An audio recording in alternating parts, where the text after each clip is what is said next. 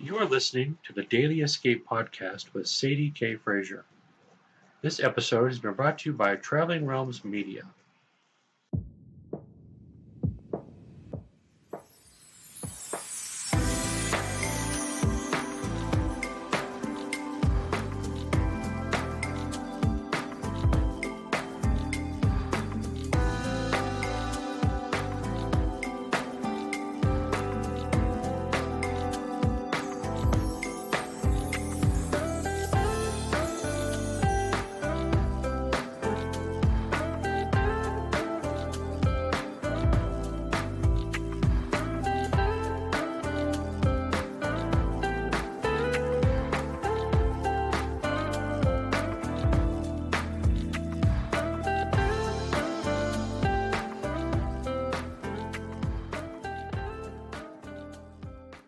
Good morning, everyone. I hope you're all having a great week in this beginning of December. Here, it's not so bad. We're supposed to get some snow tonight, but then it's supposed to be almost 70 degrees next week, so it's definitely uncharacteristic of December. Let me know where you guys are all from. Kind of check in and say hi from whatever part of the country you're in. Now, I'm going to do something a little bit different this week. I have absolutely nothing planned to talk to you about. I have a course that was just released this morning, so my intention was to get on and kind of talk about that, share the links, all that kind of stuff, and I'm still going to do that. But in the meantime, some other things have kind of transpired this week. I've kind of had a little bit of a virus that's kept me down a little bit, and not super sick, just enough to kind of make me feel cruddy and not really very motivated to do much of anything. And then yesterday, I was getting all of my email funnels and sequences all put together for this course, and I was ready to send out the link this morning to share my free writer's workshop, how to prepare to write your first or 20th novel without having a panic attack. And it's something I've worked on for probably the last year. I've been so excited to share it. I had all the emails ready to go. Finally perfected. I was just kind of playing with it with somebody else that I work with and know, and I kind of followed her advice, decided to go ahead and hit publish, thinking everything was done. Well, apparently one of the dates was wrong on there, the time, technology, whatever you want to say was the excuse at the time, and the links went out immediately instead of during the release day today, including, I believe, maybe my follow-up email, which was supposed to go out like 3 days after the class that says, thank you for joining me. Here's the link again if you still want to join the master class that I have coming up in January.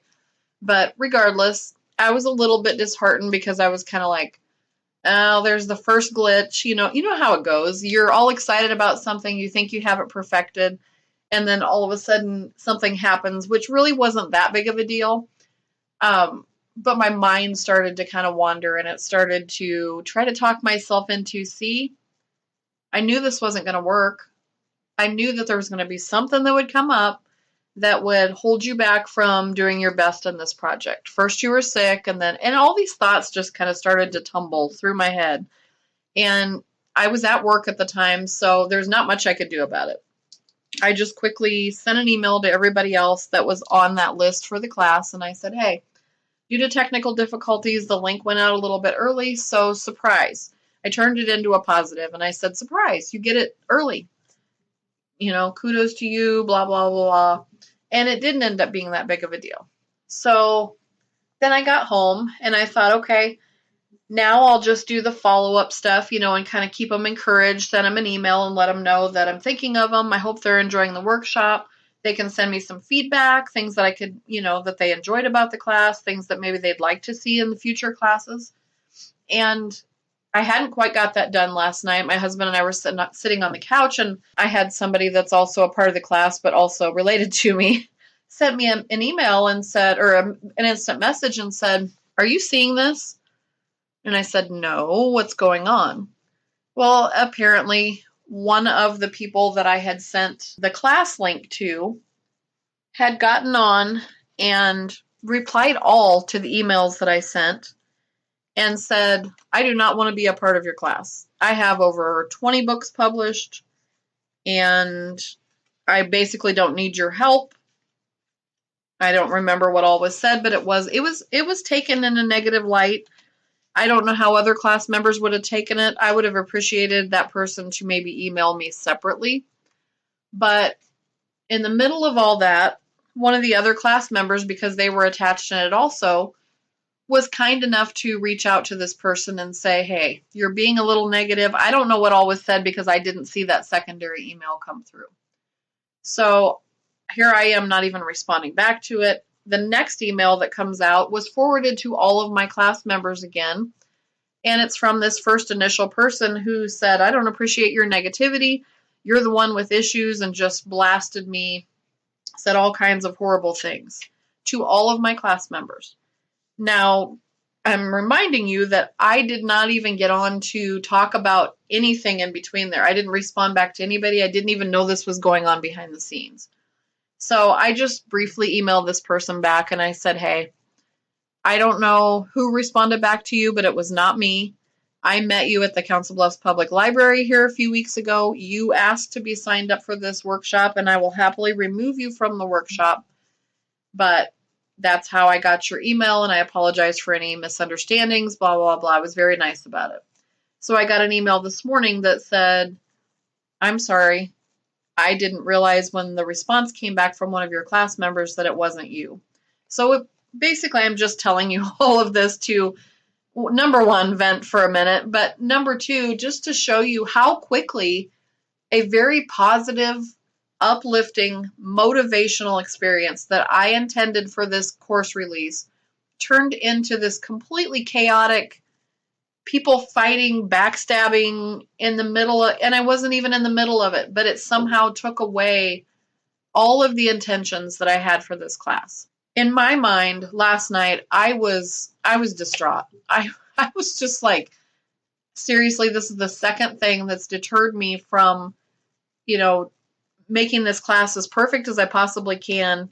And there's the key. That's I guess what I want to talk on is I had so many intentions for this class, so many goals and things that I wanted to do and things that I wanted to accomplish, more so from a teaching aspect, more from a helping aspect. When I pour my whole heart into a project, it's because I want to help you as the reader, as the writer, as the listener. So when something like that happens, it wasn't because I didn't feel confident in the content that I was sharing with them. It was because I felt like there was someone trying to sabotage. There was something out there trying to stop me from being able to express my love, my hope, my inspiration to others. And then I realized, like I said, it was my own perception of what I wanted. It was my own hope of this being as perfect as possible, like I said a few minutes ago. So what was the issue with all of that? It was me expecting perfection. How many times in our lives have we gone after a project? Have we created something? And we think it's as close to perfect as possible. And then our hopes are dashed the second anybody says, well, you could have done this better. You could have done this better. You could have done this better. And that's not even what happened in this case. But in my mind, that's all I heard was you are doomed to fail before you ever get started. And I know that's not the case. I truly believe in this project, and I'm not going to let it deter me. However, I'm just letting you guys know that here I am getting on this podcast and telling you guys all these steps to declutter your mind and all these things to be resilient, be strong in the face of discouragement. But I'm here feeling it too. I'm here tearing myself apart and saying, see, this is never going to work. I'm ready to throw up my hands and say, oh, I don't even know why I bother. So I'm just basically wanting you guys to know that whatever you face, you're always going to have those moments like this of just total chaos where everything falls apart right in front of your eyes and there's nothing you can do to stop it. Or at least that's how you feel.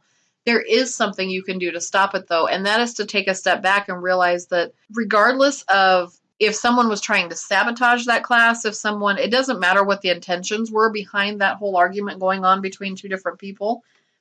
My core purpose, my core message Everything that I wanted to share still stands. And no matter what anyone else does to try to sabotage that, to send negative vibes out into the universe that they don't want me to succeed, that they don't want you to succeed, whatever the case may be, that is not the case. The universe still has your back.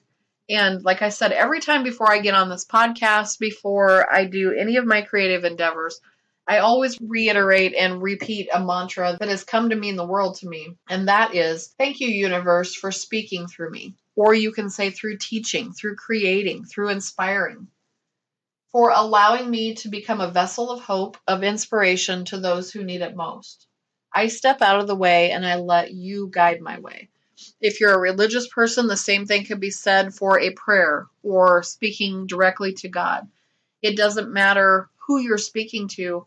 It's the fact that you're putting those vibes out there into the universe and saying, I am not in control of this destination. I need to stop looking at things like they need to be perfect, because God only knows we are not perfect people. And there are going to be circumstances throughout your life where things are going to go to hell in a handbasket. And it's in how you respond to those things that's going to show your true character. It doesn't matter who's instigated what. It doesn't matter who's fed you with negativity, who's told you lies, told you not to believe in yourself, tried to tear you down. Those people have their own karma, their own universal whatever to deal with.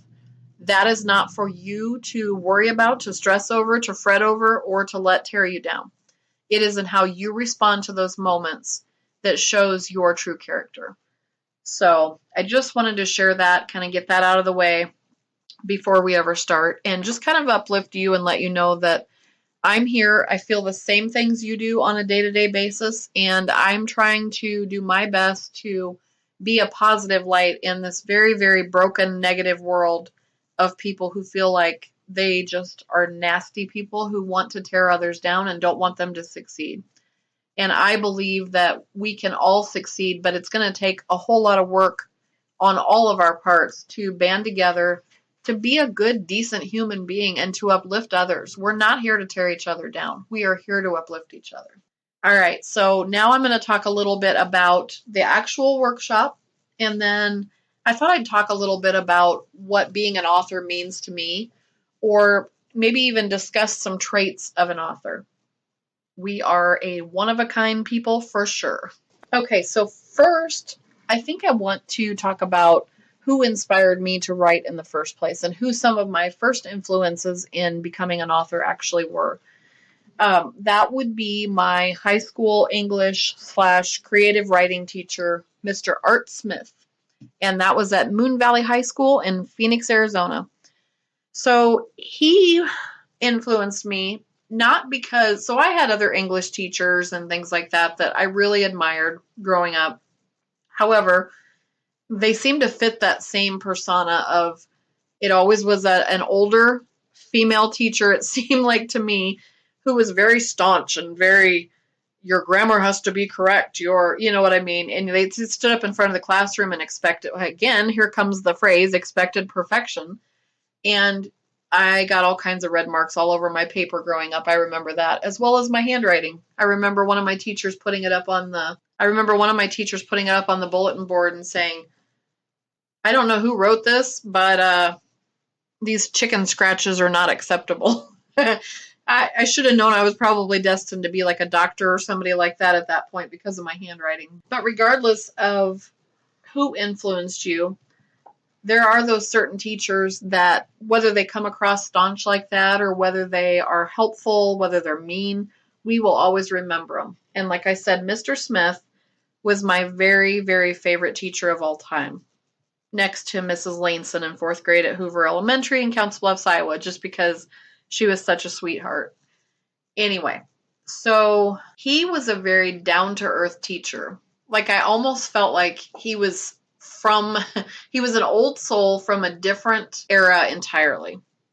When he first walked into the classroom, he had on jeans and a t-shirt, and honestly, I thought he was very good looking at the time also, but he was just a little bit older than us, but he was a very young teacher, or appeared to be a very young teacher. And he seemed to teach with a different methodology than I had ever been a part of before. it was more like he was down on our level and he wanted us to feel his passion for art, for writing, for creative writing, and learning the English language and grammar through just a more like almost like a fun, creative approach instead of just the staunch, read out of your textbook and do what you're told. One of the next classes that I took of his, besides his English class, was his creative writing class. And that was the first time that I ever was exposed to listening to music while I was writing. And it was really an amazing experience. I remember he would turn down the lights in the classroom. He would get out, I believe it was a record player of some albums that he brought in, and he would play all these different kinds of music. It was almost, I didn't know what the music was at the time because I wasn't exposed to it like as a kid, but it was probably not really binaural beats, but there were some hidden like new agey type vibes in there. And they would play and he would just say, let your mind go. Just close your eyes, let your mind go, and just write whatever comes to you. And the first time I did that, I felt a little uncomfortable. I felt a little strange closing my eyes in a classroom of my peers. You could hear some kids snicker, some people are screwing around and laughing. And then I realized that I was feeling that vibe. I was getting that, tingling sensation where my mind was like, yes, you know what to do with this. Close your eyes. And the words just started to form. So I ended up winning a small writing competition that we sent off to state. And it was a poem. I can't even remember the name of it at this point. It was something like Stop the World, I Want to Get Off. And I was so excited when that happened. And it really fueled my writing career. Now, this was back in probably ninth grade. It had started a little bit in eighth grade. And then ninth grade is when it really, ninth and 10th grade. So then I had a big gap in between where I didn't really write a whole lot after I graduated high school. There was several years there where I didn't write at all. And then I started writing music. Several people in my life were, mainly through the church we went through, found out that we had these unique experiences where we sat down to maybe sing one song together, and then all of a sudden there was this connection where it was like, whoa, would you want to write some music with me? Like, I'm feeling these weird vibes. It's hard to explain when you first start writing to somebody else, those vibes I'm talking about. It's like this tingling sensation and these thoughts start forming in your head. And it's like, if I don't sit down and put my fingers on this keyboard right now, my head's going to explode, because even if you don't have the words to put into motion yet, those thoughts are forming in your mind. They're swirling through your head. And they are getting ready to present themselves. It's your job to keep an open mind for that to happen. So like I said, those are a couple of my first experiences with writing and feeling that passion that I knew I wanted to do this for a living. And then you get married, you have kids, you kind of let that go by the wayside. When I was married to my ex-husband, I literally felt zero creativity. And I didn't realize until I was out of the situation. I was married to him for 9 years. And it's only been recently that I've really started thinking about that time when we were married and how little inspiration I actually felt to be creative. I became a wife, I became a mom, and I was happy in every sense of the word with my kids, with living the picture of that life, because I always knew I wanted to be a mom. I always knew I wanted to be married. I wanted to stay home. I wanted to cook. I wanted to clean, all those things. I wanted to be a housewife, basically. And I became all of that. And I was as happy as I could be in that circumstance.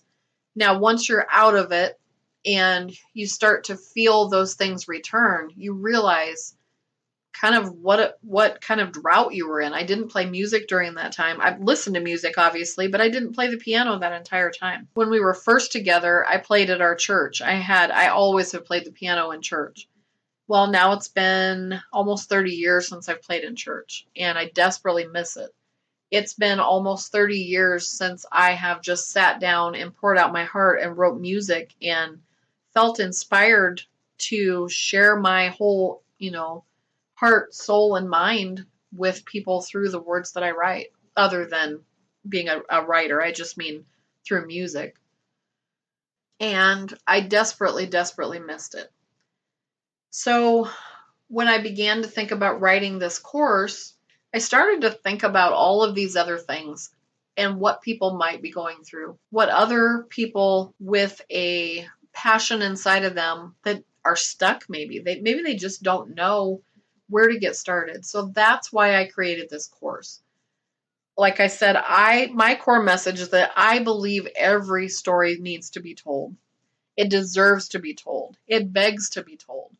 You don't know when you're writing your books, when you're writing your poems, even when you're blogging and or you're podcasting like this and you're just sharing your heart and soul with people, you don't know whose life you might touch in the process. You don't know who might be going through the very same thing or worse than you are and needs your words to survive. My passion in creating these workshops is to eventually work with others. It's not just that I want to help you write a novel. Anybody can write a novel, nonfiction, fiction, whatever you want to write. You can write that and you can write all the words, but there's something to be said about somebody who writes a novel from their past experiences, from their soul, from their heart, from their pain. That trauma that they've experienced, that's what I want to help them write. When we were at the public library here a few weeks ago, the lady that's in charge of some of the events that she set up, she talked about wanting me to come in and work with veterans and help them to write their story. And the minute that she said that, I had goosebumps everywhere. I knew that that is what my future is going to become. I think I've always known that I was going to be a teacher of some kind. I've always wanted to be a healer, which was why I became a nurse in the first place. But there's an underlying passion to help people bring that story out of their heart and soul. There's so many people that I know, a family member included, well, a couple family members actually, that are going through some pretty rough times. One of them, like I said, my cousin Chris that was on my podcast last week, is suffering from ALS. I've also written a book about a friend of mine who passed away from ALS. What I want to do is hone in on teaching people how to tell their story from the perspective of sharing the raw moments, sharing their trauma, their pain in order to help others, in order to help them heal, to get to the other side of their journey, to make it through to the other side of hopelessness and desperation, depression.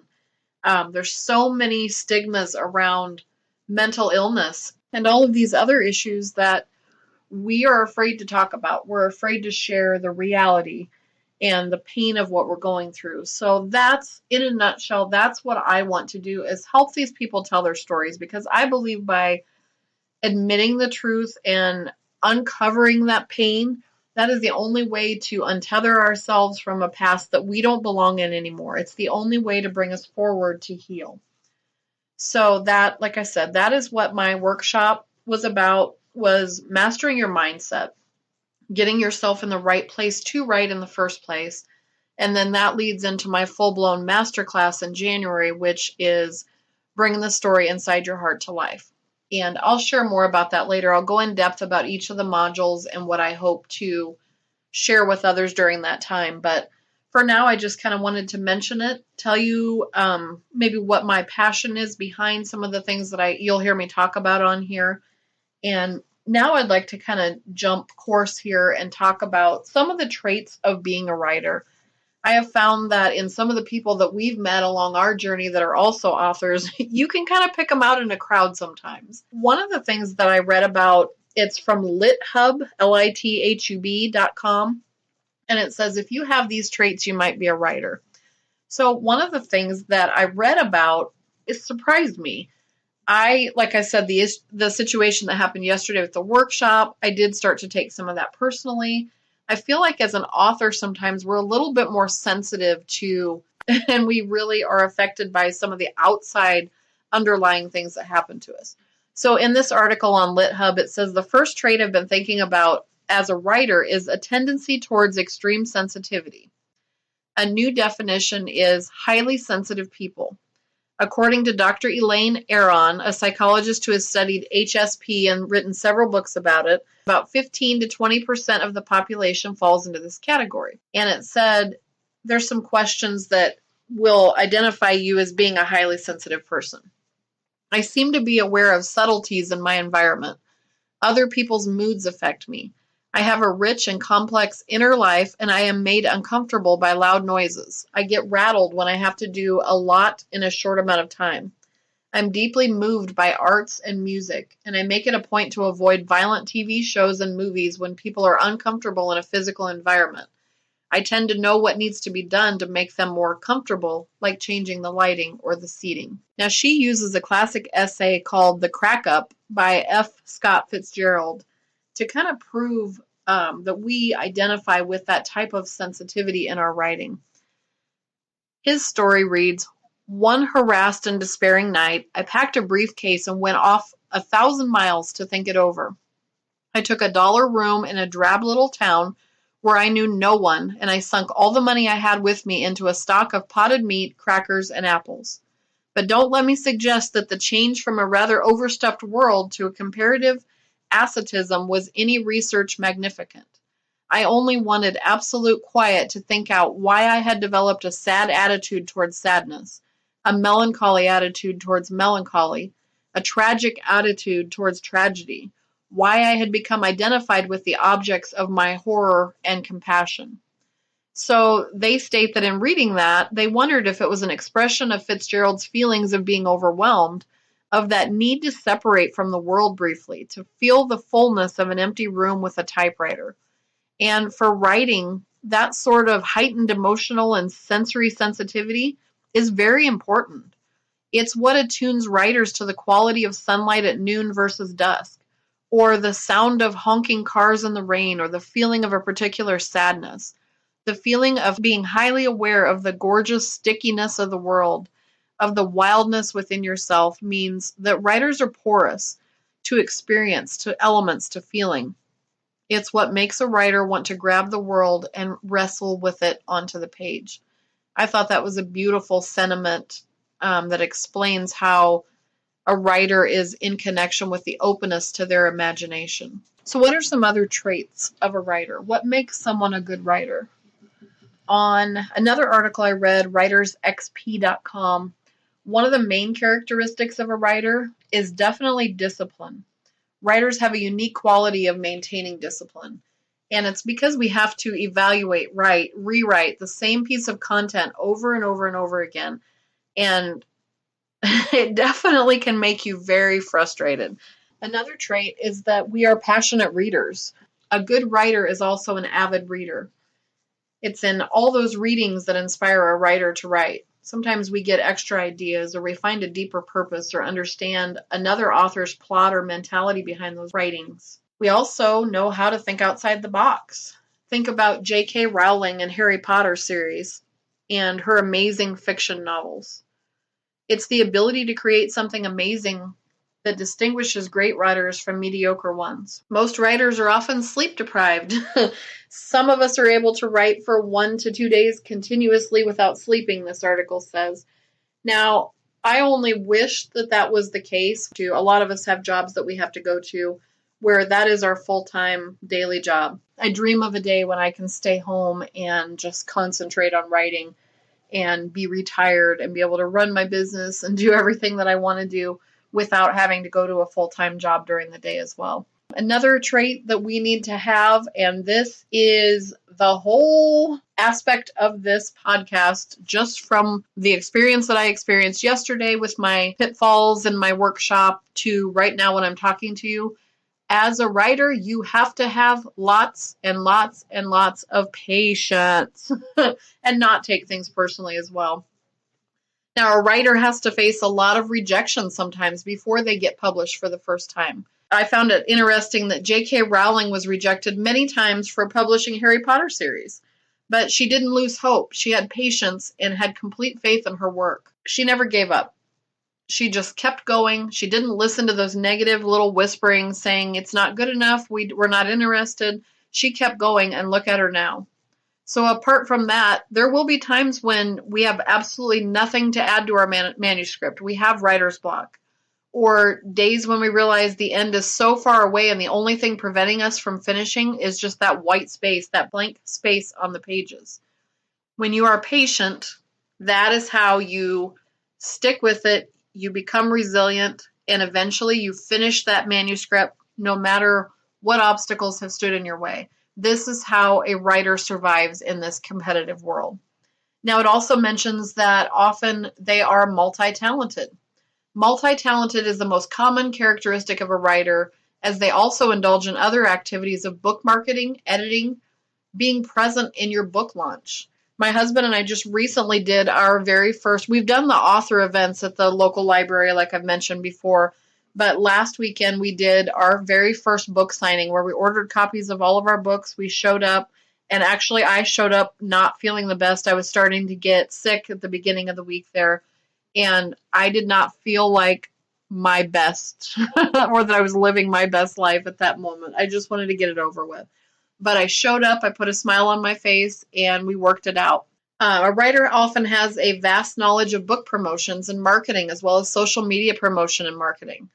A personal figure voice generates more sales than a brand voice does, which always seems monotonous when they demand only sales. And I could not say that any louder or clearer. It's one of the things that I feel like sets not only my marketing strategy apart, but also my business in pursuit of purpose, as well as my workshop. I felt like I've taken other boot camps, I've taken other courses and workshops. Sometimes that's what's lacking, is that personal attachment to that person where you feel from their heart that they want you to succeed. They want you to become inspired and motivated and full of hope. And I hope that you feel that when I'm talking to you through this podcast, through my writing, through my workshops. That is my ultimate goal, is to help you in whatever form that might be to create and manifest your very best life. All right. Well, I feel like I've kind of rambled on and on and on this episode. And like I said, I really didn't have anything planned other than just to kind of catch up and let you know what's been going on with me and the workshop and things like that. So I think I'm going to end this one a little bit earlier this time. And I just hope that you guys have a great week. I hope that you'll join me each week as we take the next steps in becoming more than we ever thought imaginable, as we learn that nothing is too big to handle when we step out of the way and let the universe guide us. I've learned that a lot this week, haven't I? My wish is that I have provided you with hope, that I've uplifted you, that I've made you laugh, made you cry, and that you want to scream out loud. I want to take happiness into my own hands. I want to stop letting the negativity control me. And I choose to be the master of my own destiny and remain positive despite any obstacles that are thrown at me. But most especially that I can do this. Yes, I can. So chin up, my friend. You've taken the next step and it's all uphill from here. So straighten your crown, take a deep breath in and let it all go, because I believe in you. You've got what it takes, and despite the obstacles I've faced this week, so do I. So together we'll make it through day by day and piece by piece until we're restored, healed, and find joy in the journey once again. Hang in there and know that you are loved from here to the universe and back. Until next time, I am unconditionally yours. All my love, Sadie.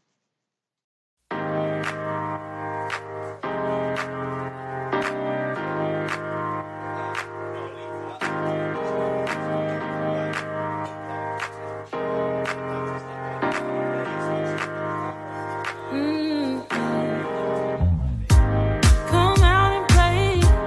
It's Saturday, and I promise I'll love you much better now. The sour taste will wash away, 'cause I promise I'm better now. Wouldn't hold it against you if you say that you don't wanna get close to me, close to what we used to be. But I just feel like dancing. Are you feeling it too? Oh baby, won't you love me?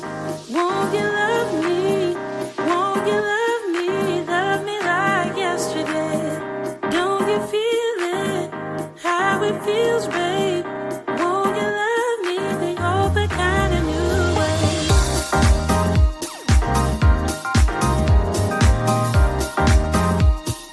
Love me like yesterday.